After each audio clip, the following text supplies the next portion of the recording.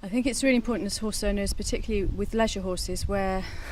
due to life and the world, we always struggle to get enough time to ride them, particularly with the winter coming along, which means they end up eating more food than perhaps they need, more energy, or I'd rather use the word calories.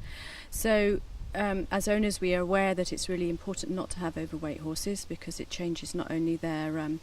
ability to move because of the stress on limbs, etc., but again it's affecting their bacteria within their gut, which will have an impact on their immune system. So how do we control calories but at the same time make sure the horses can chew, because that's what they're designed to do, make sure that the bacteria in the hindgut are healthy, make sure that there's fibre going through their gut all the time. And some owners may have read, or even their vets might tell them, right, your horse is overweight, brave vet,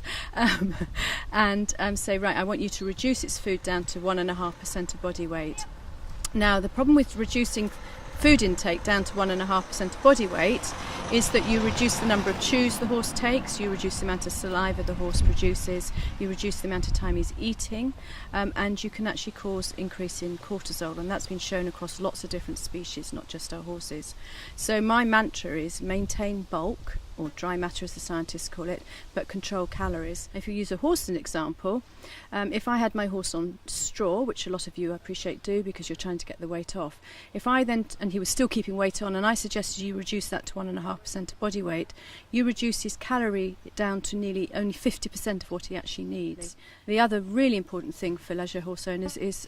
make sure horses aren't overfed calories and underfed nutrition. So they do need micronutrients and they do need protein. So you need to think about either using a balancer, which is fed at 100 grams per 100 kilo body weight,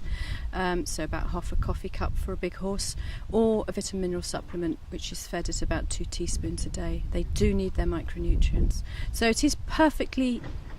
achievable to maintain your horse's natural eating behaviour, reduce the stress on his digestive system, and control calories at the same time.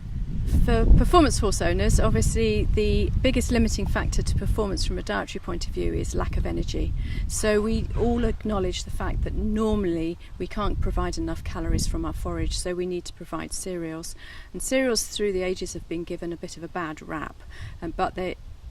calorie intake to allow performance is actually essential. And so, to use my mantra, what you need to be aware of is not what you feed, it's the way that you feed it. So we know from lots of research from lots of different people that if you can reduce the meal size of your horses to 1 gram of starch per kilo body weight, and the feed manufacturers should be able to help you with that, then that's a really safe way of feeding starch to your horses.